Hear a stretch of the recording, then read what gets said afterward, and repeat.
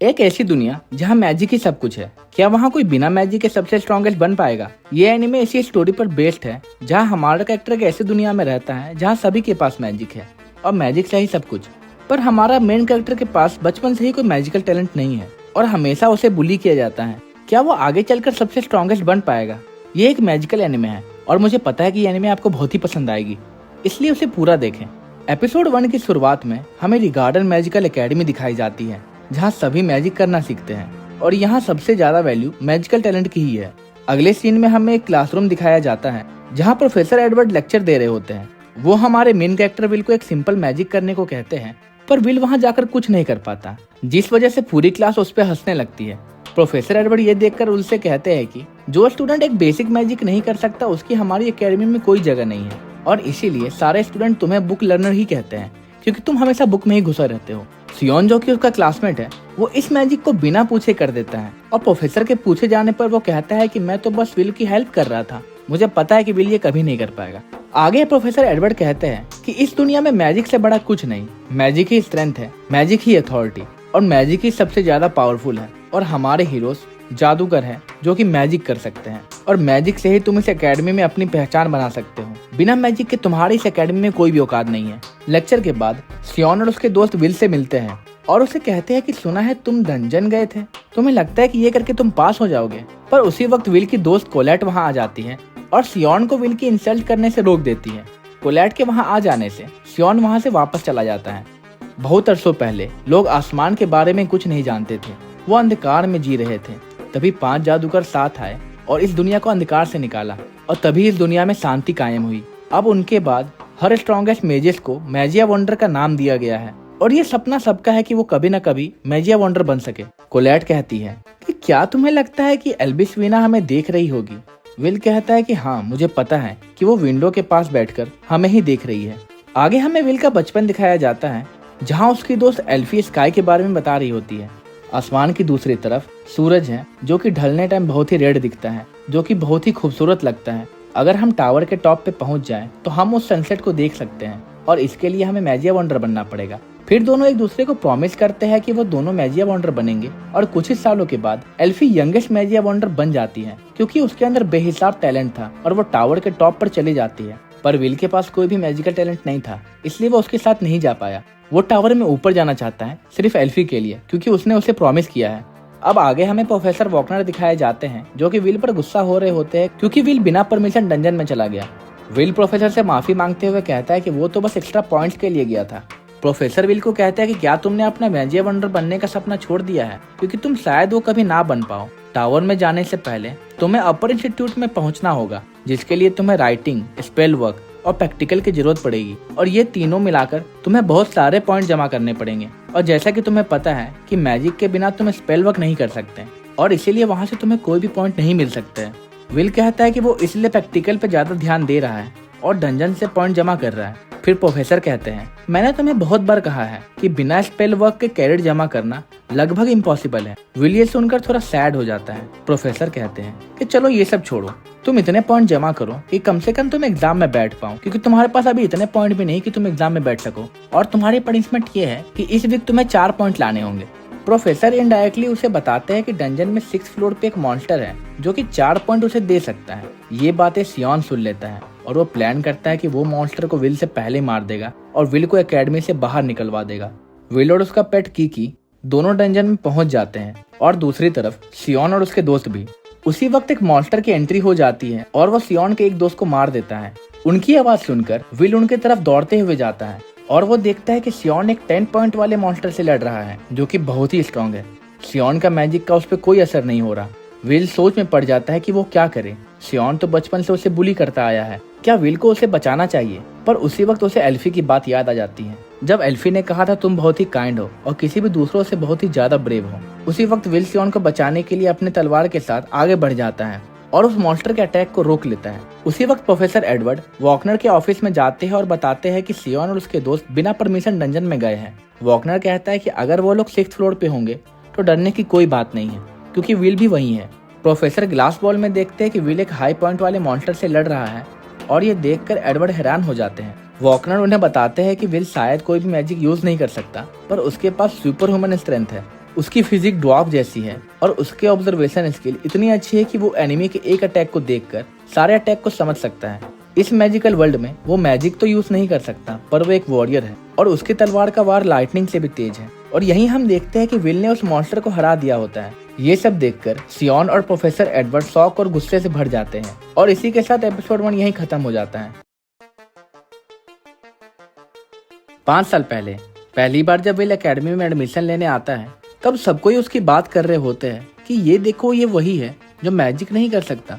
पर पता नहीं हमारी एकेडमी ने ऐसे जगह क्यों दे दिया। ऐसे लोगों की हमारी एकेडमी में कोई भी जरूरत नहीं है जो मैजिक ना कर सके। आगे हम देखते हैं कि विल और प्रोफेसर वॉकनर हेडमास्टर के ऑफिस में होते हैं। हेडमास्टर विल को एक चाकू देती है और उसकी ताकत को चेक करती है। ये देखकर वो समझ जाती है कि विल बिना मैजिक के भी बहुत ताकतवर है और हेडमास्टर उसे एडमिशन दे देती है। विल हेडमास्टर से पूछता है कि क्या वो इस एकेडमी में पढ़कर टावर के टॉप में पहुंच पाएगा, क्या वो इतना स्ट्रांग बन पाएगा कि वो एल्फी तक पहुंच सके। हेडमास्टर कहती है तुम्हें अपना इरादा मजबूत रखना होगा और बहुत मेहनत करना होगा। और इसके बाद दोनों वहां से चले जाते हैं। आगे हमें प्रोफेसर वॉकनर क्लास में बच्चों को पढ़ाते दिखाए जाते हैं, जहां वो बताते हैं कि टावर के ऊपर जाने का मतलब है अपर इंस्टीट्यूट में जाना और टॉप मोस्ट फ्लोर पे जाने के लिए तुम्हें मैजिया वंडर बनना पड़ेगा। आगे बढ़ने का सिर्फ 2 मेथड है, जिसमें पहला है तुम्हें न्यू टाइप का मैजिक खोजना होगा और दूसरा है तुम्हें 7200 से ज्यादा पॉइंट जमा करने होंगे। पर पहले मेथड को बहुत ही कम स्टूडेंट कर पाते हैं, क्योंकि सारे स्टूडेंट तो सिर्फ दूसरी मेथड पे फोकस करते हैं। पर तुम्हारे पास तो अभी इतने क्रेडिट पे नहीं है कि तुम इंस्टीट्यूट के एग्जाम में बैठ पाओ और यहाँ से ग्रेजुएट हो पाओ। अपर इंस्टीट्यूट तो दूर की बात है। अगले सीन में हमें विल और कॉलेट दिखाई जाती है, जहाँ विल कहता है कि मेरे पास कोई भी मैजिकल टैलेंट नहीं है और मैं स्पेल वर्क नहीं कर सकता, पर मैं हार नहीं मानने वाला। वो देखते हैं कि सियोन के दोस्त दूसरों के सामने उसकी तारीफ कर रहे होते हैं कि कैसे सियोन ने डंजन में मॉन्स्टर को मार डाला। पर इस तारीफ से सियोन खुश नहीं है, क्योंकि वो जानता है कि मॉन्स्टर को असल में विल ने मारा था। विल को सामने से जाता देख सियोन उसकी तरफ बढ़ता है और उसकी कॉलर पकड़कर कहता है कि क्या तुम मेरे से दुश्मनी चाहते हो, तुम में कोई टैलेंट नहीं है। ये बोलकर सियोन चला जाता है। फिर प्रोफेसर एडवर्ड हेडमास्टर के ऑफिस में दिखाए जाते हैं, जहाँ वो हेडमास्टर से कहते हैं कि हमें विल को एकेडमी से निकाल देना चाहिए। हेडमास्टर पूछती है कि क्या हुआ, अचानक तुम ये क्यों कह रहे हो, और अभी तो विल फाइनल ईयर में है, उसे हम अभी नहीं निकाल सकते। एडवर्ड कहता है कि पर वो वॉरियर है, कोई मेज नहीं, उसे यहाँ नहीं होना चाहिए। कोई ऐसा जो मैजिक यूज ना करता हो पर मेजिस को सरपास करना चाहता हो, ये सही नहीं है। हेडमिस्ट्रेस एडवर्ड को विल का रिपोर्ट कार्ड दिखाते हुए कहती है कि विल ने तो राइटिंग में टॉप स्कोर लाया है और अगर हम मैजिकल टैलेंट की बात ना करें तो वो बहुत ही ज्यादा अच्छा स्टूडेंट है। मैजिया वंडर के अलावा वो आर्चर या हीलर तो बन ही सकता है। पर एडवर्ड के बार बार बोलने पर हेडमास्टर एडवर्ड को विल का टेस्ट लेने के लिए कहती है। विल का टेस्ट कैसा और क्या होगा ये एडवर्ड डिसाइड करेंगे, और अगर विल इस टेस्ट में फेल हो जाता है तो वो जो चाहे विल के लिए सोच सकते हैं। एडवर्ड इस ऑफर को एक्सेप्ट कर लेता है। फिर आगे हमें विल और कोलेट लॉकर रूम में दिखाए जाते हैं, जहाँ विल अपनी कुछ बुक्स लेने आया होता है। लॉकर में तलवार देखकर कोलेट पूछती है कि ये तलवार हमेशा यहाँ क्यों रहता है। विल कहता है कि उसे एकेडमी में तलवार यूज करने की परमिशन नहीं है, तो वो इसे यहीं रखता है। दोनों स्टडी हॉल में जाकर बैठ जाते हैं और कोलेट विल से कहती है कि तुम राइटिंग में मेरे से बहुत ही ज्यादा बेहतर हो, तो तुम खुद को इतना पुश मत करो। विल जवाब देता है कि वो एक भी पॉइंट वेस्ट नहीं कर सकता, और इसके अलावा उन्हें ड्वार्फ्स बहुत ही ज्यादा पसंद है। वो उनके फीलिंग को समझ पाता है। द बैटल ऑफ गार्जा रोंजा, जहाँ उन्होंने दुनिया के स्ट्रॉन्गेस्ट मेजेस से लड़ाई की थी, पर कभी भी उन्होंने हार नहीं माना, जो कि किसी भी मैजिक से पावरफुल है। उसी वक्त वहाँ प्रोफेसर एडवर्ड पहुंच जाते हैं और वो विल को अपने साथ स्पेल हॉल में जाने के लिए कहते हैं। दोनों साथ स्पेल हॉल में पहुंच जाते हैं और एडवर्ड कहता है कि मैं तुम्हें बार बार स्पेल वर्क में फेल होता नहीं देख सकता, इसलिए मैंने तुम्हारे लिए एक स्पेशल टेस्ट रखा है। तुम्हारा टेस्ट ये है कि तुम्हें मुझ पर एक सिंगल अटैक लैंड करना होगा, और अगर तुमने ये कर दिया तो तुम्हें मैं 5 स्पेल वर्क पॉइंट दूंगा, लेकिन अगर तुम नहीं कर पाते तो तुम्हें इस एकेडमी से निकाल दिया जाएगा। तुम चाहो तो ऑफर को मना भी कर सकते हो। जिसके पास टैलेंट ना हो उसे तो मैजिया वंडर बनने के बारे में सोचना भी नहीं चाहिए। विल ये सब सुनकर उस ऑफर को एक्सेप्ट कर लेता है और फाइट शुरू हो जाती है। उसी बीच हेडमास्टर प्रोफेसर वॉकनर को अपने ऑफिस में बुलाकर विल और एडवर्ड की लड़ाई दिखाती है। ये देखकर वॉकनर लड़ाई को रोकने की मांग करता है, पर हेडमास्टर कहती है कि एडवर्ड तो बस विल का टेस्ट ले रहा है और इस टेस्ट को रोक नहीं सकते। मैंने बस तुम्हें इस फाइट को देखने के लिए बुलाया है। एडवर्ड देखना चाहता है कि क्या विल में इतना पोटेंशियल है कि वो मैजिया वंडर बन सके। वॉकनर कहता है कि आपने इतने सारे लोगों में से सिर्फ प्रोफेसर वॉकनर को ही क्यों चुना, वो बहुत ही ज्यादा क्रूअल है और वो एक मैजिया वंडर भी बन सकते थे। वो भले ही फेल हो गए, पर वो एक मैजिया वंडर के वंशज है। दूसरी तरफ हमें विल और प्रोफेसर एडवर्ड की फाइट दिखाई जाती है, जिसमें विल बहुत ही बुरी तरह हार रहा होता है। प्रोफेसर एडवर्ड अपना एक स्ट्रॉन्ग अटैक करते हैं, जिसके बाद विल अपना होप खोने लगता है। उसी वक्त विल की पेट कीकी कोलैट के पास जाती है और इशारा करती है कि विल को उसकी तलवार की जरूरत है। एडवर्ड कहता है, मैजिया वंडर टॉप मैजिस को कहते हैं और अगर तुम मुझे नहीं हरा सकते तो तुम कभी भी मैजिया वंडर नहीं बन पाओगे। ड्वार्फ्स बेवकूफ थे जिन्होंने 10,000 की सेना बनाई, पर सिर्फ एक मेज नहीं अकेले उन सबको हरा दिया और दुनिया ऐसे ही चलती है। जादुई छड़ी एक तलवार से कहीं ज्यादा ऊपर है। विल गुस्से में कहता है कि कुछ भी हो जाए पर मैं मैजिया वंडर बन के रहूंगा। एडवर्ड उससे मैजिया वंडर बनने का रीजन पूछता है और विल कहता है कि वो उस लड़की के साथ रहना चाहता है जिससे वो प्यार करता है और वो अपने प्रॉमिस को पूरा करना चाहता है जो उसने एल्फी को दिया था। एडवर्ड इस रीजन को बकवास और बेहुदा कहता है, तुम मैजिया वंडर बनना चाहते हो सिर्फ इस बकवास रीजन के लिए। विल जवाब देता है कि ये रीजन शायद आपको बकवास लग रहा होगा, पर रास्ता चाहे कितना भी मुश्किल हो, मैं एल्फी के साथ सनसेट देख कर रहूंगा। उसी वक्त कोलैट विल की तलवार उसकी तरफ फेंक देती है और अब विल सीरियस हो जाता है। एडवर्ड विल पे बैक टू बैक अटैक करता है, पर विल सारे अटैक से बच जाता है और उसी वक्त वो अपना एक अटैक एडवर्ड पर लैंड कर देता है और विल ने इस टेस्ट को पास कर लिया है। इस वजह से एडवर्ड उसे 5 पॉइंट देकर वहां से चला जाता है और ये एपिसोड यहीं पे खत्म हो जाती है। जैसा कि हमने अब तक देखा, विल प्रोफेसर एडवर्ड के टेस्ट को पास कर लेता है और उसे 5 पॉइंट मिल जाते हैं। अब आगे, विल एक वर्किंग स्टूडेंट है जो कि पढ़ाई के साथ साथ काम भी करता है। वो लोगों के घरों में न्यूज़पेपर पहुंचा रहा होता है, तभी उसकी नज़र पेपर के एक आर्टिकल में पड़ती है जहां उसे पता चलता है कि अपर इंस्टीट्यूट की तरफ से सभी एकेडमी के लिए एक ऑर्डर पास हुआ है। विल उसी वक्त अपने दोस्त रोस्टी के पास पहुंचता है और कुछ मैजिकल आइटम्स की डिमांड करता है। रोस्टी पूछता है कि तुम इतनी जल्दी में क्यों हो। विल बताता है कि एल्फी ने एक ऑर्डर पास किया है और उसे जाना होगा। एल्फी को फ्रॉस्ट वॉकर आइस कोर चाहिए, शायद उसे बहुत सारे मैजिक क्रिस्टल्स की जरूरत है और हर स्टूडेंट जो उसे ला कर देगा उन्हें कुछ इनाम में मिलेगा और इसीलिए मुझे तुम्हारे मैजिकल आइटम की जरूरत है। ये सुनकर रोस्टी विल को अपना कुछ मैजिकल आइटम दे देता है और अपना ध्यान रखने को कहता है। महान मेज क्वीन मर्सिडीज ने कहा था, हर चीज का जन्म डंजन से हुआ है और दुनिया में हर चीज डंजन से कनेक्टेड है। विल डंजन के 4th फ्लोर में पहुंच जाता है जहां बहुत सारे स्टूडेंट पहले से ही क्रिस्टल जमा कर रहे होते हैं। ये देखकर विल समझ जाता है कि उसे यहाँ पे क्रिस्टल तो नहीं मिलने वाला, तो वो डंजन के और नीचे चला जाता है। अचानक विल देखता है कि एक लड़की पर 3 मॉन्स्टर अटैक करने वाले होते हैं। तुरंत विल अपनी तलवार निकालता है और तीनों मॉन्स्टर को मार देता है। उस लड़की का नाम आइरिस होता है जो कि एकेडमी के 4th ईयर में है।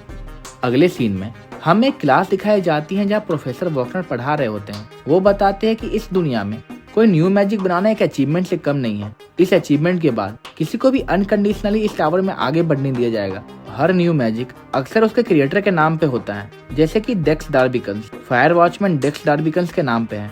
मैं ये बताना चाहता हूँ कि अगर तुमने कोई न्यू मैजिक क्रिएट कर लिया तो तुम इतिहास में अमर हो जाओगे। एक स्टूडेंट पूछती है कि लेडी एल्फी भी क्या इतनी अमेजिंग है। वॉकनर कहता है, मैंने कभी किसी सिंगल पर्सन को 12 ओरिजिनल स्पेल क्रिएट करते हुए नहीं देखा, तो हाँ तुम कह सकती है कि वो ग्रेटेस्ट मेज में से एक है। आगे हमें डंजन दिखाया जाता है जहाँ आइरिस विल से कहती है कि आप तो मेरे सीनियर हैं, जिसे सब बुक लर्नर कहते हैं, और आप मैजिक यूज तो नहीं कर सकते। विल आइरिस से पूछता है, मैं मैजिक यूज नहीं कर सकता और ना ही मेरे पास कोई टैलेंट है, तो मुझे नीचा तो नहीं देख रही। आइरिस जवाब देते हुए कहती है कि मैं अपनी जान बचाने वाले को नीचा क्यों देखूंगी। भले ही तुम मैजिक यूज नहीं कर सकते, पर मैं हर इंसान की रिस्पेक्ट करती हूँ जिनके पास खुद का गिफ्ट है। हम असली आसमान को नहीं जानते, आज भी हमारी दुनिया छुपी हुई है। एक नकली स्काई जो कि मैजिया वंडर के पावर से बनाया गया है, जिसे हम द ग्रेटेस्ट बैरियर भी कहते हैं। जब ये बैरियर टूटेगी तब फिर ये दुनिया अंधकार में चली जाएगी और दुनिया खत्म होने के कगार पर आ जाएगी। हम स्टूडेंट ऑर्डर को सिर्फ इसलिए फॉलो नहीं करते कि हम मैजिया वंडर को एडमायर करते हैं, लेकिन इसके अलावा हमें लगता है कि हम उनकी हेल्प कर रहे हैं आसमान को सपोर्ट करने के लिए। आइरिस विल को बताती है कि वो लेडी एल्फीरिया से मिल चुकी है। एक दिन वो डंजन में अकेली थी और उसे बहुत सारे मॉन्स्टर्स ने घेर लिया था। वो होपलेस हो गई थी और उसे लग रहा था कि आज वो नहीं बच पाएगी, और तभी वहाँ लेडी एल्फीरिया आकर उसे बचा लेती है। वो उनकी हेल्प करने के लिए यहाँ आई है, पर उसे एक भी क्रिस्टल नहीं मिला। विल बताता है कि जब फ्रॉस्ट वॉकर चलते हैं तो वो अपने पीछे कुछ बर्फ के टुकड़े छोड़ देते हैं। ज्यादातर वो आधा मील से 1 मील की दूरी में होते हैं, पर ये उससे डबल है। एक पावरफुल फ्रॉस्ट वॉकर शायद आगे है। मेरे पास शायद मैजिक ना हो, पर डंजन में ये मोस्ट इम्पोर्टेंट है भी नहीं। मेरे पास नॉलेज है और बाकी काम मेरा एक्सपीरियंस कर देता है। उसी वक्त एक फ्रॉस्ट रेक्स उन पर अटैक कर देता है, जो कि नॉर्मल फ्रॉस्ट वॉकर से 100 गुना बड़ा है। फ्रॉस्ट रेक्स फ्रॉस्ट वॉकर का हाईएस्ट फॉर्म है, जो 6 पॉइंट का है। इन पे फिजिकल अटैक का कोई असर नहीं होता है, क्योंकि उन्हें छूने तक से कोई भी फ्रीज हो सकता है, इसलिए उन्हें ड्वार्फ किलर भी कहते हैं। इन्हें सिर्फ लॉन्ग रेंज अटैक से ही मारा जा सकता है। विल ऐसे मॉन्स्टर से कई बार लड़ चुका है और वो उस मॉन्स्टर की तरफ बढ़ जाता है।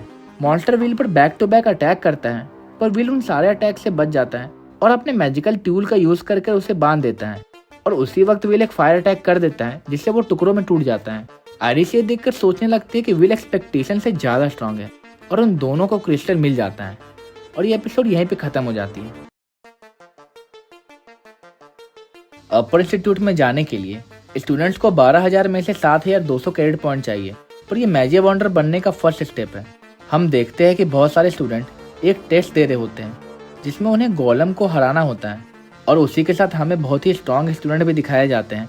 स्टूडेंट के पॉइंट से उनके स्किल्स को जज किया जाता है और हमारे मेन कैरेक्टर विल के पास तो बहुत ही कम पॉइंट है। क्या वो अपर इंस्टीट्यूट जा पाएगा? अगले सीन में हमें लंच हॉल दिखाया जाता है जहाँ कोलैट विल से कहती है कि मैजिक फेस्टिवल में तुम्हें अपना स्किल दिखाना होगा, क्योंकि सिर्फ रीडिंग और प्रैक्टिकल से तुम पास नहीं हो पाओगे। मैजिक फेस्टिवल में हायर अप्स आते हैं जो तुम्हारे कम पॉइंट होने के बाद भी तुम्हें चूज करके टावर में ऊपर ले जा सकते हैं। ग्रैंड मैजिक फेस्टिवल हर 2 साल में ऑर्गेनाइज करवाया जाता है जहाँ बहुत सारे कंपटीशन करवाए जाते हैं। बड़े मेजर्स टावर से नीचे आकर ये कंपटीशन देखते हैं और वो कम पॉइंट वाले स्टूडेंट को भी अपर इंस्टीट्यूट में भेज सकते हैं। टावर में 4 फैक्शंस हैं। पहला है लाइटनिंग, दूसरा है सेक्रेड एल्फ, तीसरा है फ्लेम एम्परर और चौथा है आइस मेडन। और इन चारों को लाइट सोवरेन लीड करते हैं जो कि मैजिक वंडर का किंग भी है। अगर इन चारों में से किसी ने भी तुम्हें चूज कर लिया तो तुम टावर के मेंबर बन जाओगे। विल कहता है कि मेरे पास कोई भी मैजिकल टैलेंट नहीं है, इसलिए मुझे पार्टिसिपेट नहीं करना चाहिए। इस साल भी मैं पार्टिसिपेट ना करके दूसरे कामों में ध्यान दूंगा। फिर दोनों लॉकर रूम चले जाते हैं जहाँ कोलैट को एक लॉकर थोड़ा अजीब लगता है। कीकी की मदद से वो उस लॉकर को खोल देते हैं और दोनों उस लॉकर के अंदर चले जाते हैं। वहाँ पहुंचकर वो देखते हैं कि वहाँ मैजिक फेस्टिवल की बैटिंग चल रही होती है। बहुत सारे स्टूडेंट अपने फेवरेट पार्टिसिपेंट पर पैसे लगा रहे होते हैं। सियोन भी वहाँ है और वो विल को देखकर वहाँ से बिना कुछ बोले निकल जाता है। क्लास खत्म होने के बाद विल मिस्टर जीना के यहाँ काम करने चला जाता है।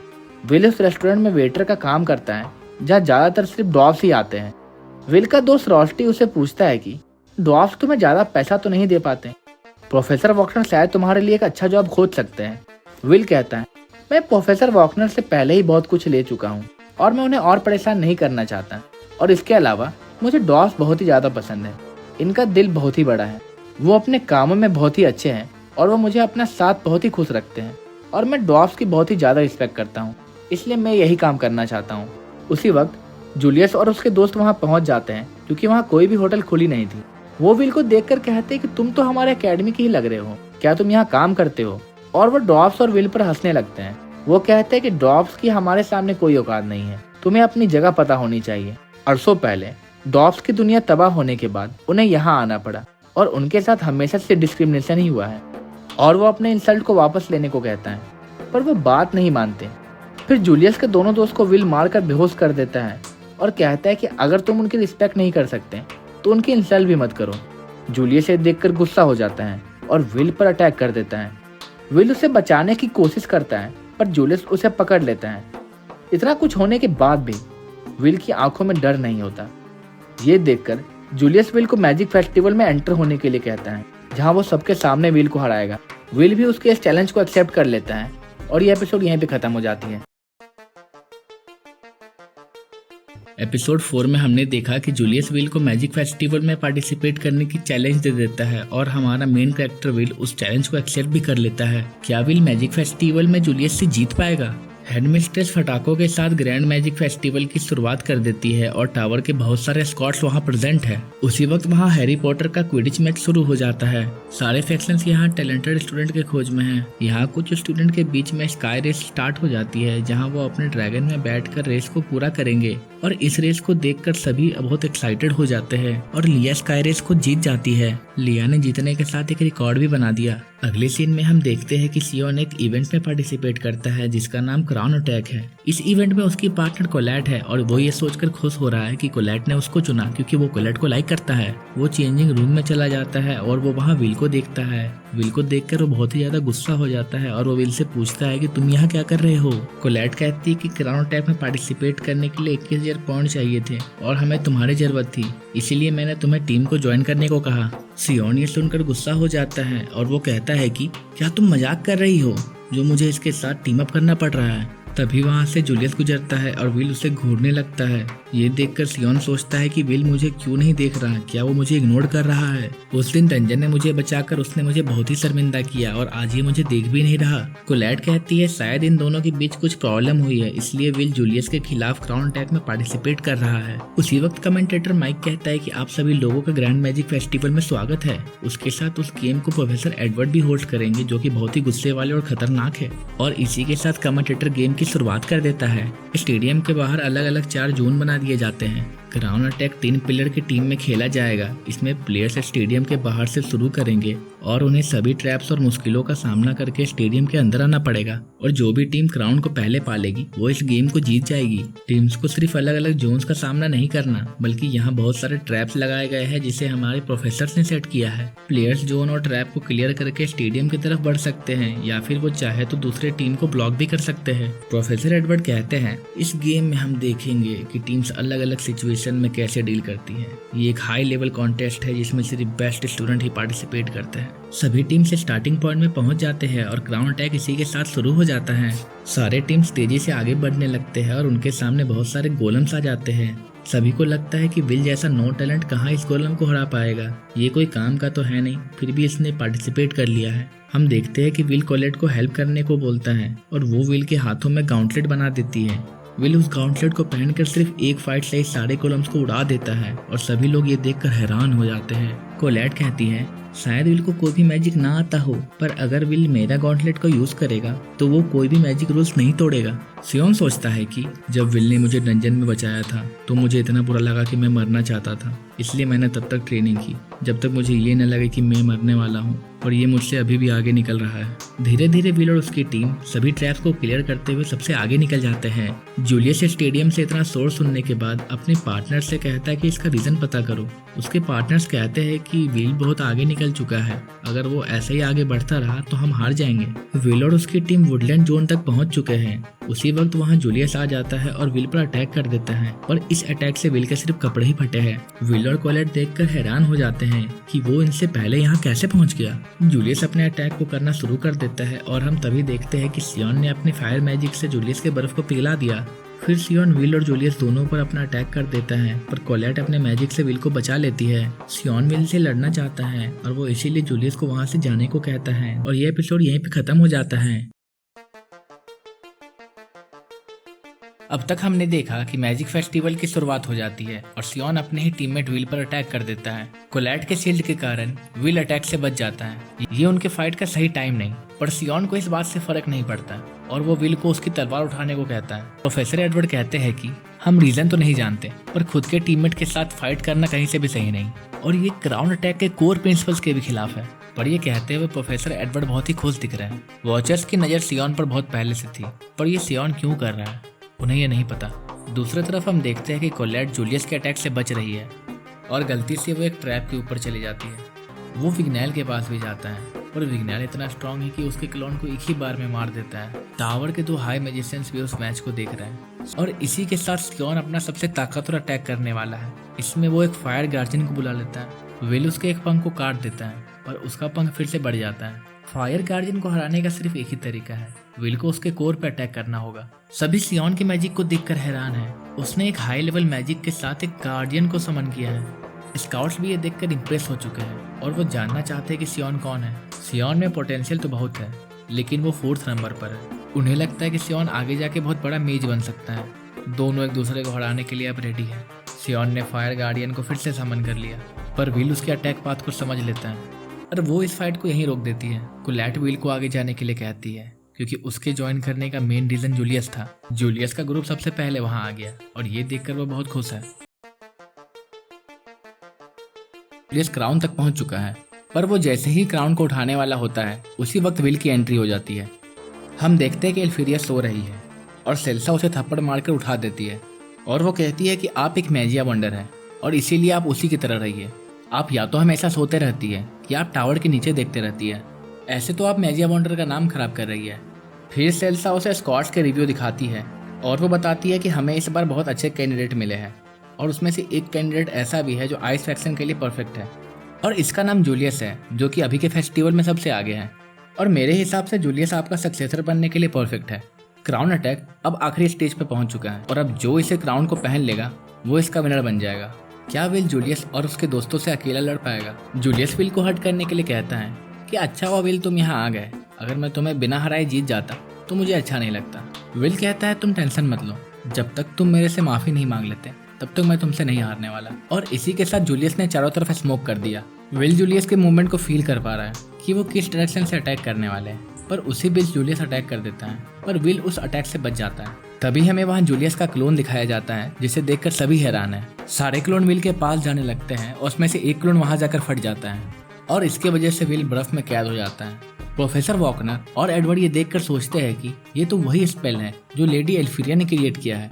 विल भी ये देखकर शॉक हो जाता है कि जूलियस एल्फीरिया का स्पेल कैसे यूज कर रहा है। जूलियस कहता है क्योंकि मैं स्ट्रांग हूँ, मैंने ये सारे स्पेल खुद से सीखे हैं और मैं मैजिक वंडर के लेवल तक पहुंच चुका हूँ और इसीलिए एल्फीरिया इतने भी कुछ खास नहीं है और एक दिन मैं उसकी जगह छीन लूंगा। ये सब सुनकर विल गुस्सा हो जाता है और वो उस पर अटैक कर देता है, पर जूलियस के क्लोन उसे रोकने लगते हैं। जूलियस के 3 क्लोन उसे घेर लेते हैं और वो उसे एक केज में बंद कर देते हैं। ये केज बहुत स्ट्रांग है जिससे विल तोड़ नहीं पा रहा है और इसी के साथ वो उस पर एक बर्फ का टुकड़ा फेंक देता है, जिसके कारण वो उसी के अंदर रह जाता है। ये देखकर सभी हैरान हो जाते हैं। सबको लगता है कि जूलियस बहुत ही ज्यादा स्ट्रांग है और वो एक मैजिक वंडर के लेवल का है। इसी वक्त विल उसके कैद से छूट जाता है और वो जूलियस को थैंक यू कहता है, क्योंकि उसके वजह से विल का दिमाग ठंडा हो गया।